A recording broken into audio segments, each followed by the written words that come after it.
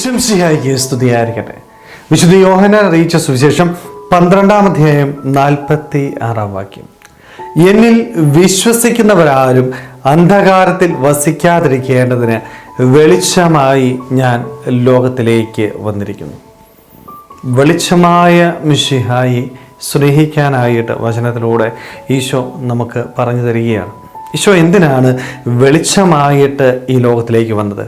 കാരണം തന്നിൽ വിശ്വസിക്കുന്നവരാരും അന്ധകാരത്തിൽ വസിക്കുവാനായിട്ട് അവൻ ആഗ്രഹിച്ചില്ല. അതുകൊണ്ട് അവൻ വെളിച്ചമായി ലോകത്തിലേക്ക് നമുക്ക് പ്രകാശം പകരുവാനായിട്ട് കടന്നു വന്നു. സ്നേഹമുള്ളവരെ, ഈ ഒരു വചനം പകർന്നു തരുമ്പോൾ ഈശോ നമ്മളോടും ആഹ്വാനം ചെയ്യുന്നത് നാമും വെളിച്ചമായിരിക്കണം.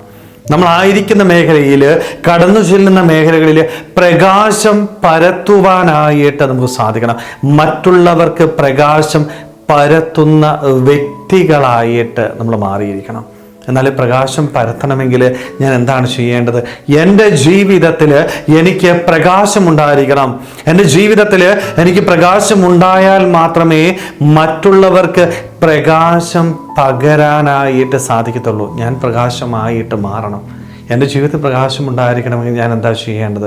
എൻ്റെ ഈശോയുടെ ചാരയിക്കും പ്രകാശമായ മിശിഹായോട് ചേർന്നിരിക്കാനായിട്ട് എനിക്ക് സാധിക്കുമ്പോൾ എൻ്റെ ജീവിതം പ്രകാശം നിറഞ്ഞതായിട്ട് മാറുന്നത്.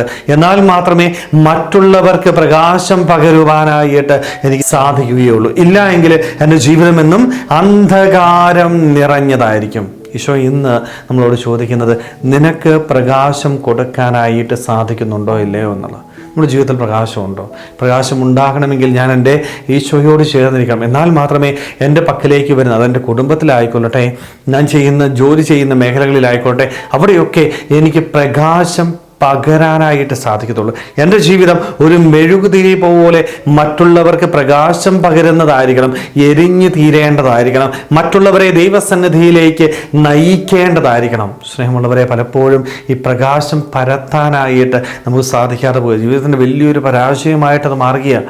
കാരണം പ്രകാശം പരത്താതെ നമ്മൾ അന്ധകാരത്തിൽ ജീവിക്കുന്ന വ്യക്തികളായിട്ട് മാറുകയാണ്. നമ്മുടെ പക്കലേക്ക് വരുന്നവർക്ക് ഈശോയെ പകർന്നു കൊടുക്കാൻ പറ്റുന്നില്ല, മറിച്ച് തിന്മ അവരുടെ ജീവിതത്തിലേക്ക് കടന്നു പോവുകയാണ്. കാരണം എൻ്റെ ജീവിതത്തിൽ ഈശോ ഇല്ലാതായി പോവുകയാണ്. സ്നേഹമുള്ളവരെ, നോമ്പിൻ്റെ ഈ അവസാന ദിവസങ്ങളിലേക്ക് നമ്മൾ പ്രവേശിക്കുമ്പോൾ നമ്മുടെ ജീവിതം പ്രകാശമുള്ളതായിരിക്കട്ടെ. പ്രകാശമായ മിശിഹായോട് ചേർന്നിരിക്കാനായിട്ട്, അവനിൽ നിന്ന് പ്രകാശം സ്വീകരിച്ചുകൊണ്ട് മറ്റുള്ളവരെ ദൈവസന്നിധിയിലേക്ക് നയിക്കുവാനായിട്ട്, മറ്റുള്ളവർക്ക് വിശ്വാസം പകർന്നു കൊടുക്കുവാനായിട്ട് നമുക്ക് ഓരോരുത്തർക്കും ആത്മാർത്ഥമായിട്ട് ആഗ്രഹിക്കാൻ പരിശ്രമിക്കാം.